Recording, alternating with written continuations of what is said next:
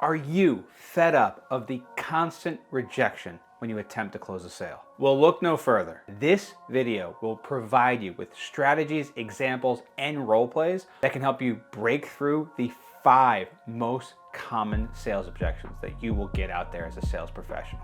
Strap in and get ready to increase your closing ratio by more than 30%. I'm Ian Ross, and welcome to Vivid Selling. On this channel, we have better conversations with our prospects because that leads to better commission checks. And today we're going to talk in detail about how to overcome those 5 most common sales objections. Look, I get it. Sales objections can be intimidating and difficult, but they don't have to be. With the right strategies, you can address all of these objections with confidence and success. Objection number 1 is price and/or lack of budget. Objection number 2 is uncertainty about the product or service and the value that they would be receiving. Objection number 3 is they either need to compare you to a competitor or they're satisfied with their current situation. Fourth objection is that there's a lack of decision-making authority with the person you're talking to. And finally, number 5, bad timing. Now that we have our objections to talk through and rebut, let's examine how these would apply to one particular example, and that's an ad agency selling its services to mid-sized companies. So the key in objection handling is understanding the customer's needs so that when we demonstrate the value we can provide, they feel like we understand their situation even better than they do.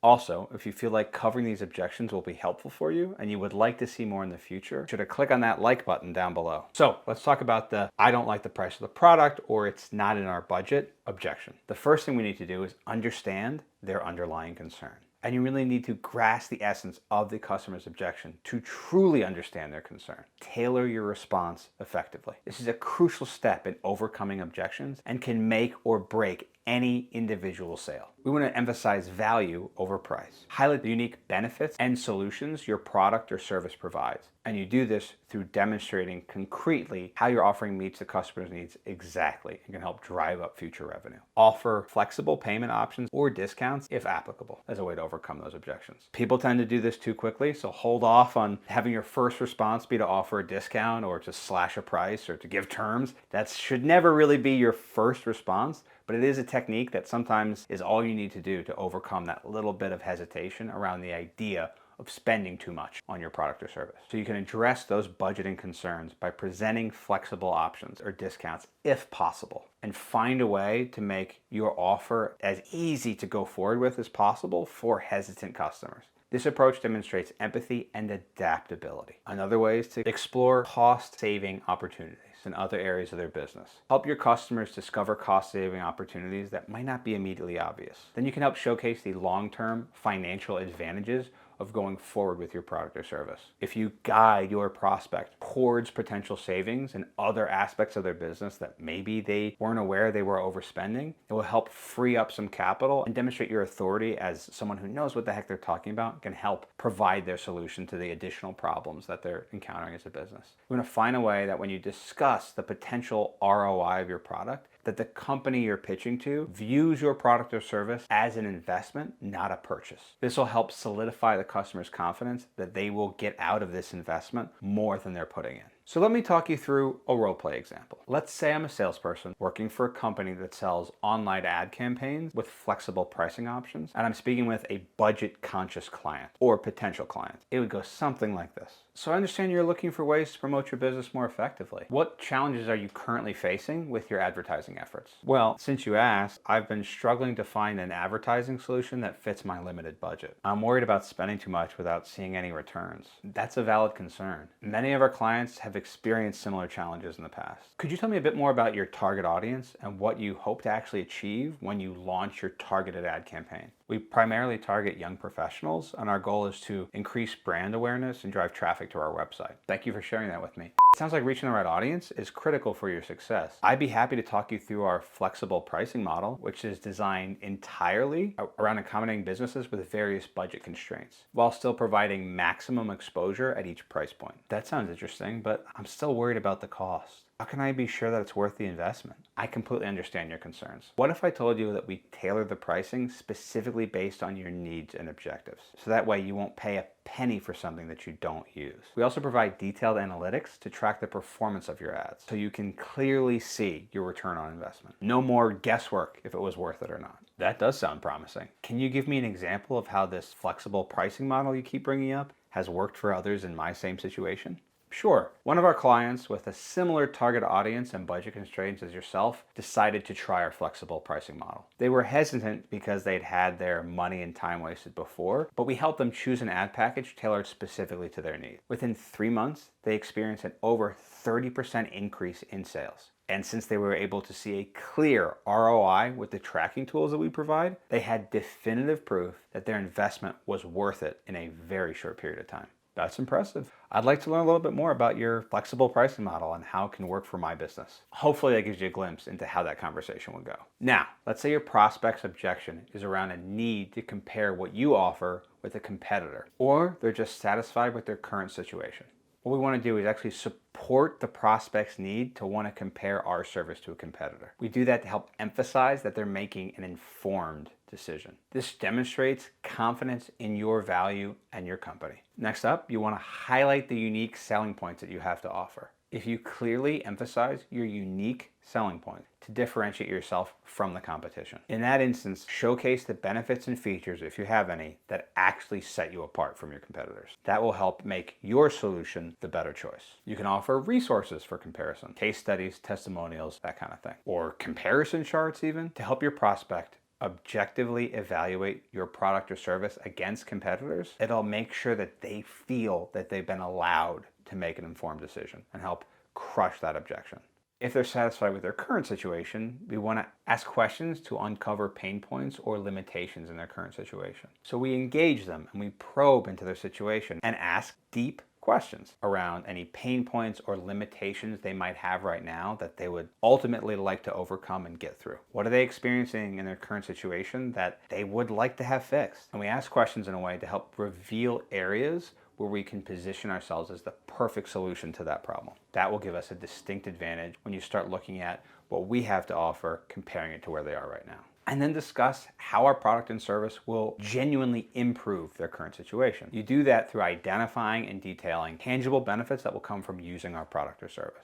If the objection is a decision maker or lack of authority, there's a few ways we can deal with that. First thing we want to do, in the case where the person you're speaking to, the prospect themselves, if they lack the decision-making authority, there's a few ways to think about this. In our conversation, we want to try and strive to identify who actually is the key decision maker. And the sooner you do this, the better, because it'll make sure that you're not wasting all this time, energy, and effort into engaging with people who aren't ideal for you, who are kind of a waste of your time to be going too deep into. Mainly because they themselves cannot approve the purchase. You want to speak to the person who can. You want to offer to provide materials or data tailored to the situation of the prospect, presenting your product to the decision maker themselves. You want to create an ally in the prospect you're talking to so that when they go to the decision maker, they are on your side. You want them to be as sharp and polished as a salesperson for your company as possible when navigating the internals of their own company to push your service forward. This is how we make sure they can present your product or service effectively. You also want to discuss ways to address some of the potential concerns that that decision maker will have. And then you want to develop strategies for each of those concerns with the person you're talking to. This way, they will have a successful pitch that you helped craft for them to help them overcome the objections that the decision maker will throw their way. It's kind of meta the way you think about it. You're preparing someone you're pitching to pitch your own product to someone else, but it's the best way to ultimately prepare yourself for this very common situation and for B2B sales reps. If the objection is around the uncertainty of your product or service, there's a few ways to think about that. You want to tackle that uncertainty by addressing specific concerns or misconceptions that the prospect may have, which helps clear up any confusion and opens the doorway to the value you're actually presenting. Then you want to reiterate the benefits and features of your product only as it relates to the concerns that they voiced. And when you do that, you emphasize each time how it addresses their pain points directly. And to further showcase the value of your product or service, if there's any way to do this, offer some type of trial period or product demo, or share very tangible, understandable case studies that demonstrate the value for people who are exactly like them.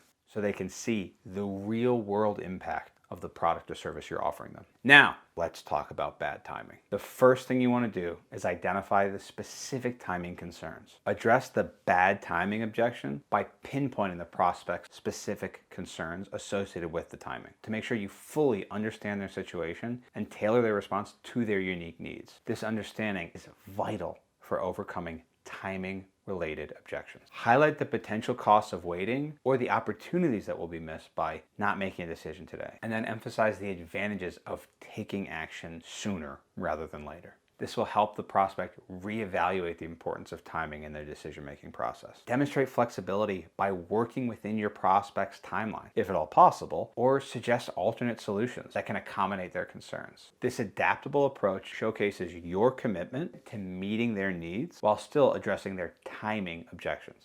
Now, would you like to see how a salesperson effectively handles an end of quarter objection? So I understand that you're considering online ads to boost your business. Are there any specific concerns that you feel like might be holding you back and moving forward to getting that done? Yeah, obviously we're approaching the end of the quarter and it's just not a great time for us to take on any new expenses. We've got enough on our plate. That makes sense. And I appreciate the end of quarter can be a pretty hectic time for business. Can I ask, what are your main goals for your advertising campaign? And if there's a specific timeline you've already planned on working within? Our primary goal this quarter is the same as always, and that's to increase brand awareness and drive more traffic to our website. Ideally, we'd like to see significant results within the next 2 quarters. First, thank you for sharing that information because, as you know, it is essential to align your advertising goals with your timeline. Have you considered if there's any potential benefits to starting your campaign now, even though we're at the end of quarter? I haven't really thought about it. Why? Do you think it's a good idea to start right now? I'm not sure, because your thought process at the end of quarter is pretty common with your competitors as well, which is, to simply put, to wait.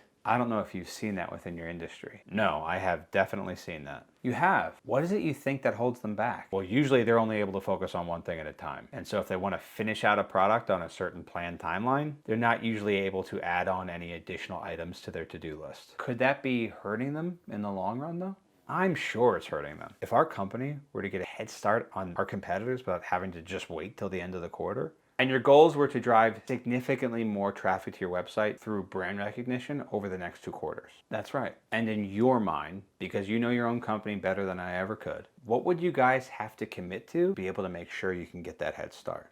Well, we would have to actually start an advertising campaign as soon as we're ready to, rather than waiting for an arbitrary end of quarter timeline. When you say as soon as you're ready to, what do you mean by that? How would you like to move on from here? What do you think we should do next? Thus concludes our role play. So in conclusion, by following these important strategies, you can confidently respond to sales objections and convert more prospects into paying customers. I hope this video has given you some insight on how to confront challenging customer objections effectively. Don't forget to subscribe to this channel, like the video, and share it with other salespeople if you think it will also help them. Leave some feedback for me in the comments below. I'd love to hear what you have to think. Now go crush it already.